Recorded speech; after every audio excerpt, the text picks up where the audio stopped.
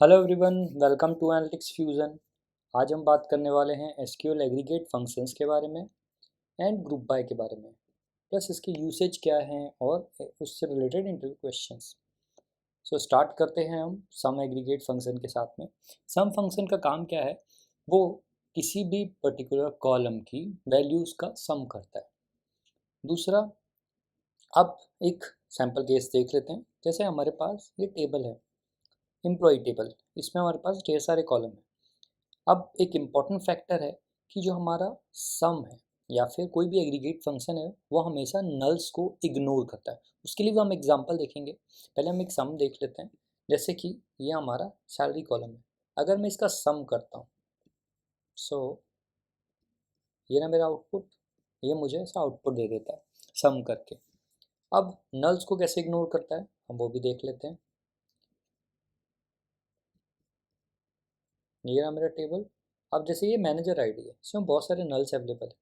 अब जब सम करेगा तो ये मेरी सिर्फ और सिर्फ नॉन नल वैल्यूज़ का सम करेगा। सो जैसे ही मैं इसको क्लिक करता हूँ और रन करता हूँ, सो ये मुझे देता है 27। दैट मीन्स इसने नल्स को इग्नोर कर दिया। नल्स पे जो भी वैल्यूज़ हैं उनको इग्नोर किया। दूसरी एक सबसे इम्पॉर्टेंट बात है कि जो मेरा सम फंक्शन है जनरली न्यूमेरिक वैल्यूज़ के साथ ही काम करता है। एक्सेप्शन केस में ये डेट फंक्शन के साथ में ही वर्क कर सकता है, but as a numeric value treat करके ही वो सम करेगा डेट्स का। जैसे कि हम इस एग्जांपल से समझते हैं। ये रहा मेरा फर्स्ट नेम, मैंने रन किया फर्स्ट नेम। फर्स्ट नेम में जब सम कर रहा हूँ तो मैं ज़ीरो मिल रहा है, डिपार्टमेंट भी मुझे ज़ीरो दे रहा है। बट जब मैं हायर डेट को कर रहा हूँ तो ये डेट्स को as a numeric value treat करके उनका सम कर दे रहा है। ये हमारा सम फंक्शन है। अब इंटरव्यू में इससे रिलेटेड क्या क्वेश्चन हो सकते हैं? कोई टेबल दे दिया, उसमें बोल दिया कि भाई सम ऑफ सेल्स निकालो,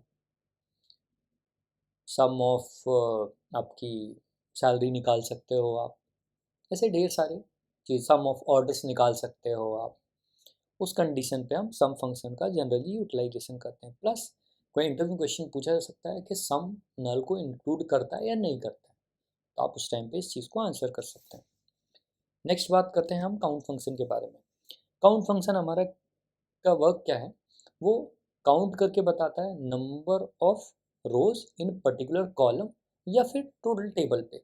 अब जैसे हम काउंट के साथ में स्टार जब यूज़ करते हैं तो वो नल को इंक्लूड करता है, बट जब आप नॉर्मल काउंट यूज़ करते हैं विथ कॉलम नेम तो वो नल्स को इग्नोर करता है। कैसे? ये एग्जांपल हम समझते हैं। मैंने इसको रन किया तो आप देख सकते हैं मेरे काउंट स्टार पे 10 वैल्यूज़ मिल रही है, बट मुझे काउंट पे 9 वैल्यूज़ मिल रही है। अब मैं इस टेबल को देखता हूँ एक बार वापस। तो जब मैंने टेबल देखी तो मैं देख रहा हूँ कि इस टेबल पे एक नल कॉलम अवेलेबल है जिसमें सारी वैल्यूज़ नल हैं। तो जब मैं काउंट स्टार से रन कर रहा हूँ तब मुझे 10 दिख रहा है, बट जब मैं जॉब टाइटल से रन कर रहा हूँ, क्योंकि एक जॉब टाइटल नल है इसलिए मुझे वो 9 दिख रहा है। तो वो नल वैल्यूज़ को इग्नोर कर रहा है। अब काउंट के साथ साथ मैं डिस्टेंट भी यूज़ कर सकता हूँ। डिस्टेंट किस केसेस में यूज़ होता है? अब जैसे मेरे पास डिपार्टमेंट एक वैल्यू है, ये आपको दिख रहा है टेबल पे, डिपार्टमेंट IT HR। अब मुझे ये जानना है कि हर डिपार्टमेंट पे मतलब टोटल कितने यूनिक डिपार्टमेंट्स अवेलेबल हैं मेरे।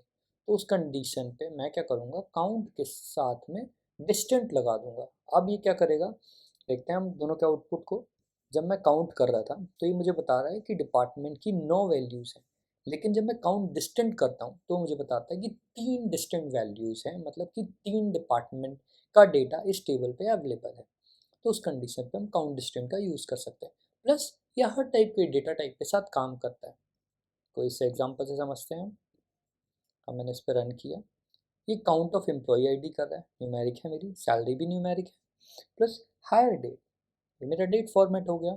ये सबको ओवरऑल काउंट कर रहा है, प्लस ये नल को इग्नोर कर रहा है। अब आपसे इंटरव्यू में क्वेश्चन या फिर आपके रेगुलर वर्किंग में क्वेश्चन आ सकते हैं कि भाई कि हम काउंट का यूज़ कहाँ करते हैं। तो काउंट स्टार हम तब यूज़ करते हैं, लेट्स सपोज आप कोई नई टेबल एक्सप्लोर कर रहे हो, आपको जानना है नंबर ऑफ रोज कितनी है उसमें, तो उस कंडीशन में काउंट स्टार यूज़ करते हैं। अगर आपको ये जानना हो कि भाई नंबर ऑफ नल वैल्यूज़ कितनी है ऑन पर्टिकुलर कॉलम, तो हम काउंट स्टार के साथ में count with column name use कर लेते हैं। अगर आपको ये जानना हो कि इसमें डिस्टिंक्ट वैल्यूज़ कितनी है, मतलब कि पहले मुझे ये जानना है कि नंबर ऑफ नल्स कितने हैं, मतलब लेट्स सपोज 10 वैल्यूज़ हैं, 10 में से 9 नॉन नल है और उसमें से यूनिक कितनी है, उस केस में हम काउंट के साथ में डिस्टिंक्ट भी यूज़ कर सकते हैं। नेक्स्ट फंक्शन है हमारा मिन। मिन फंक्शन हम जनरली यूटिलाइज करते हैं मिन ऑफ पर्टिकुलर कॉलम, मतलब किसी पर्टिकुलर कॉलम की मिनिमम वैल्यूज निकालने के लिए। ये हर टाइप के डेटा टाइप के साथ काम करता है। अब जैसे हम देख लेते हैं हमारी टेबल पे हायर डेट अवेलेबल है। अब हम मिनिमम हायर डेट अगर हम चेक करना चाहते हैं तो उस कंडीशन में उसको रन करते हैं। रन करने के बाद में हमें दिखता है कि 2021 की मिनिमम हायर डेट है। प्लस अब मैं इसको चेक करूं कि बाकी सारे डेटा टाइप के साथ काम करता है या नहीं करता, तो मैं इसे चेक कर सकता हूँ। ये रहा मेरा data, min of employ ID, min of salary, min of country, min of manager ID. अब आप देखिए ये रहा, min ऑफ एम्प्लॉय आईडी दे दिया इसने, min ऑफ सैलरी दे दिया, अब min ऑफ कंट्री में इसने दिया India, min of manager ID में इसने दिया 2। एक और इम्पोर्टेंट फैक्टर है कि min भी नल्स को इग्नोर करता है हमेशा, ठीक है। अब इसने इंडिया कैसे दिया, जब आप बिगिनिंग की बात करो सो जो हमारा डिक्शनरी होती है उसमें A to Z चलता है, तो आप min निकालोगे तो A to Z में सबसे स्टार्टिंग में जो लेटर्स मिल रहे होंगे, जैसे इसमें कई कंट्रीज़ का डेटा था, जैसे कि मैं चेक कर लेता हूँ, इसमें USA, UK, इंडिया, UAE और नल था। सो इंडिया का इनिशियल आई यू से पहले आ रहा है, इसलिए उसने इंडिया दिया मिनिमम में।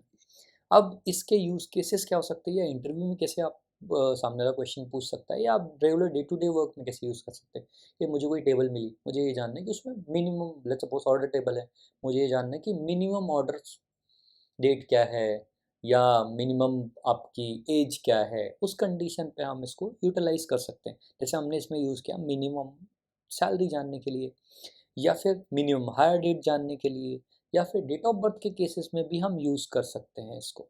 सो ये आपके मिनिमम के यूज़ केस हो गए। अब हम बात करते हैं मैक्स। मैक्स का यूज़ केस रिवर्स है, जैसे मिनिमम हम मिनिमम वैल्यूज आइडेंटिफाई कर रहे थे, मैक्स के केस में हम मैक्स वैल्यू आइडेंटिफाई करेंगे। जब मिनिमम हमने चेक किया था 2021 की हमें वैल्यू मिली थी, तो हम मैक्स चेक करेंगे तो ये बताएगा मैक्सिमम हायर डेट क्या है, तो आपको 2024 की मिलेगी। प्लस ये भी नल्स को इग्नोर करता है, प्लस सभी टाइप के डेटा टाइप के साथ काम करता है। अब हम इसको भी चेक कर लेते हैं। जैसे आप देख सकते हैं max employ ID is 9, max salary is 1,75,000, max country आप देखते हो, आप जेड से ए चल गया तो यूएसए इसने दे रहा, मैक्स ऑफ मैनेजर आईडी।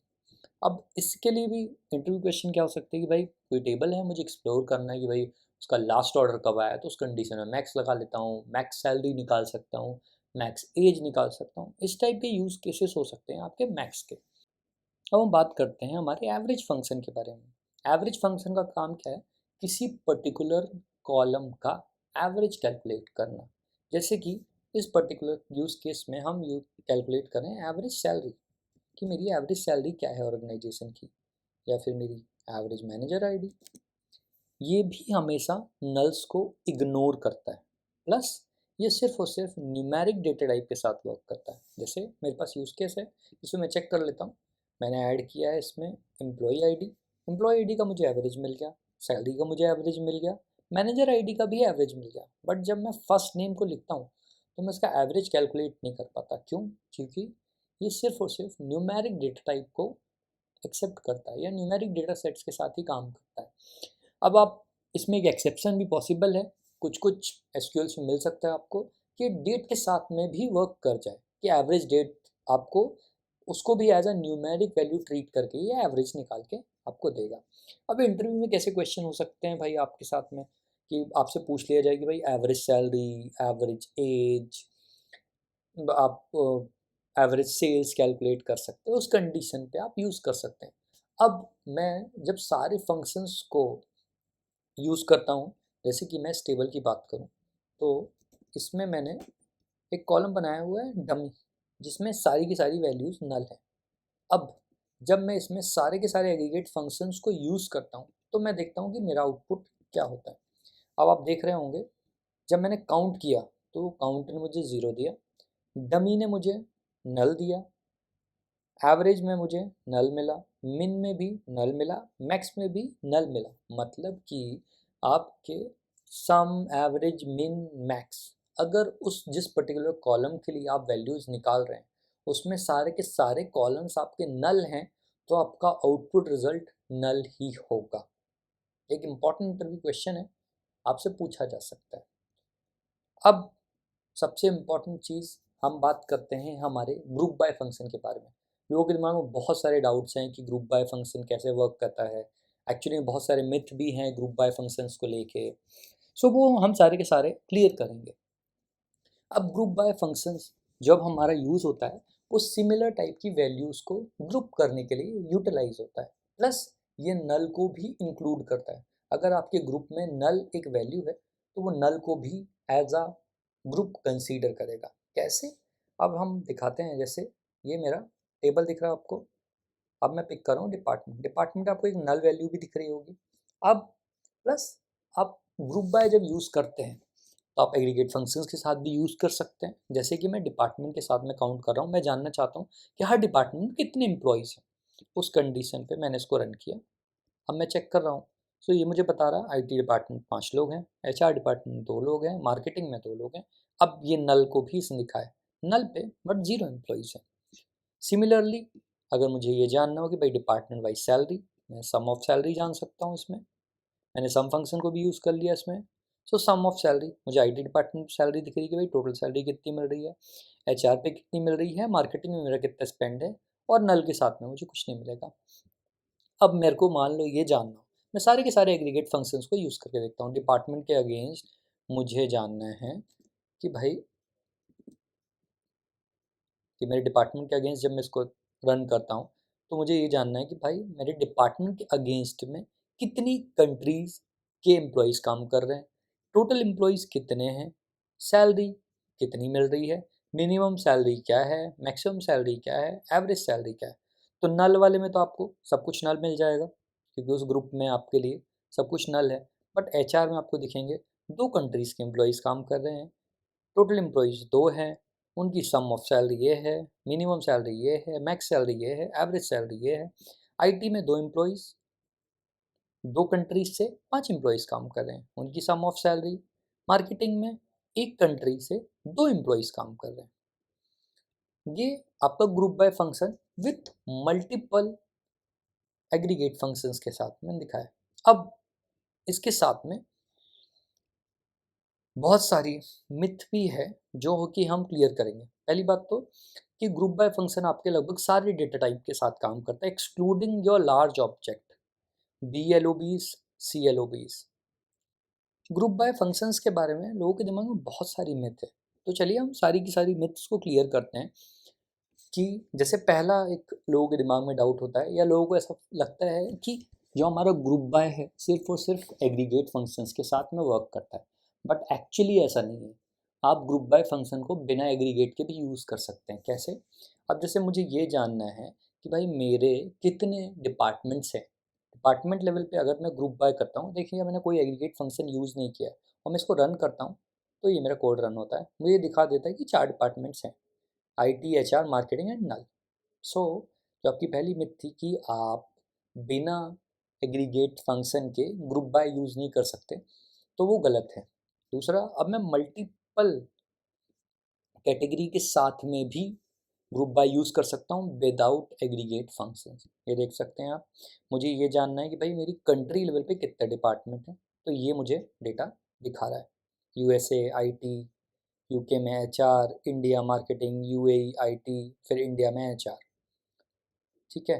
दूसरा, लोगों के दिमाग में ये भी मिथ है कि ग्रुप बाय आपके रिजल्ट को ऑर्डर बाय, मतलब कि रिजल्ट को ऑर्डर बाय करता है। जैसे कि आप इसी आउटपुट को देखिए, USA एक बार है, इंडिया यहाँ पे है, फिर इंडिया एक बार और है। सो ये ग्रुप बाय कभी भी आपके रिजल्ट्स को ऑर्डर बाय नहीं करता, आपको ऑर्डर बाय क्लॉज यूज़ करना होता है उस कंडीशन पे। दूसरा, आपका जो ग्रुप बाय है आपकी क्वेरी की परफॉर्मेंस इंप्रूव करता है। जनरली ऐसा होता है but not every time, it's depend कि आपका डेटा टाइप जो आपका डेटाबेस है कितना ऑप्टिमाइज है, उन सब चीज़ों पे डिपेंड करता है आपकी क्वेरी की परफॉर्मेंस। सो जैसे कि एक मिथ ये भी है कि आप ग्रुप बाय के साथ में मल्टीपल कॉलम्स यूज़ नहीं कर सकते, बट ऐसा नहीं है। आप ग्रुप बाय के साथ में मल्टीपल कॉलम यूज़ कर सकते हैं। जैसे कि ये मेरे पास यूज़ केस है, इसमें हम आउटपुट देख लेते हैं।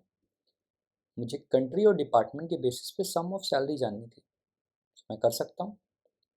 आप देख सकते हैं यूएसए में आईटी इंडस्ट्री में कितनी सैलरी मिल रही है, यूके एचआर, इंडिया मार्केटिंग में, यूएई आईटी में, फिर इंडिया में एचआर में कितनी सैलरी मिल रही है। सो मैं 2 नहीं 3 नहीं, मैं जितने चाहें उतने कॉलम्स ऐड कर सकता हूँ। प्लस एक और मिथ है कि सीक्वेंसिंग भी मैटर करती है, बट ऐसा है नहीं। अगर मैं सीक्वेंसिंग चेंज भी करता हूँ, मैंने कंट्री को पहले लिखा है, डिपार्टमेंट को बाद में लिखा है, सिलेक्ट स्टेटमेंट, अगर ग्रुप बाय पे मैं उसको चेंज कर देता हूँ, मतलब कि डिपार्टमेंट पहले और कंट्री बाद में, तो मेरे रिजल्ट में कोई चेंजेस नहीं आएंगे, मेरा रिजल्ट सेम रहेगा एकदम। एक और मिथ है लोगों के दिमाग में कि आप जब ग्रुप बाय यूज़ कर रहे होते हैं, उस टाइम पे एग्रीगेट फंक्शन के साथ में सिर्फ न्यूमेरिक डेटा आप यूज़ कर सकते हैं, बट ऐसा नहीं है। आप नॉन न्यूमेरिक डेटा भी यूज़ कर सकते हैं। जैसे कि कंट्री डिपार्टमेंट में मैंने कंट्री ही काउंट कर दी है। अब मैं जब इसका सम देखता हूँ या फिर मैं इसका रिजल्ट देखता हूँ, सो आप ये देख सकते हैं यूएसए, यूएसए में आईटी डिपार्टमेंट, उसमें 4 एंट्रीज अवेलेबल हैं। यूके में बात करूँ तो इसमें 1 एंट्री अवेलेबल है। इंडिया, उसमें मार्केटिंग में 2 एंट्रीज अवेलेबल है। सो आप किसी भी टाइप के डेटा टाइप को आपके एग्रीगेट फंक्शन, जो आपका एग्रीगेट फंक्शन सपोर्ट करता है डेटा टाइप, उसके साथ में ग्रुप बाय के साथ यूज़ कर सकते हैं। इसके साथ में एक और मिथ है लोगों के दिमाग में कि मैं जितने कॉलम्स सिलेक्ट में लिख रहा हूँ, मुझे उतने कॉलम्स ग्रुप बाय पे लिखने की ज़रूरत नहीं है, मतलब उसके बिना ग्रुप बाय हो जाएगा। बट ऐसा नहीं है। अगर आपने कंट्री और डिपार्टमेंट दोनों कॉलम को सिलेक्ट स्टेटमेंट पे दिया है, तो आपको ग्रुप बाय पे भी वो दोनों नॉन एग्रीगेटेड कॉलम्स पास करने होंगे। अगर जैसे मेरे पास डिपार्टमेंट, कंट्री, मैंने दोनों को दिया है कॉलम्स, ये नॉन एग्रीगेटेड फंक्शन है मेरे या कॉलम्स है। जब मैं ग्रुप बाय पे सिर्फ कंट्री को देता हूँ और मैं इस कोड को रन करता हूँ, तो मुझे यहाँ पे आएगा एरर।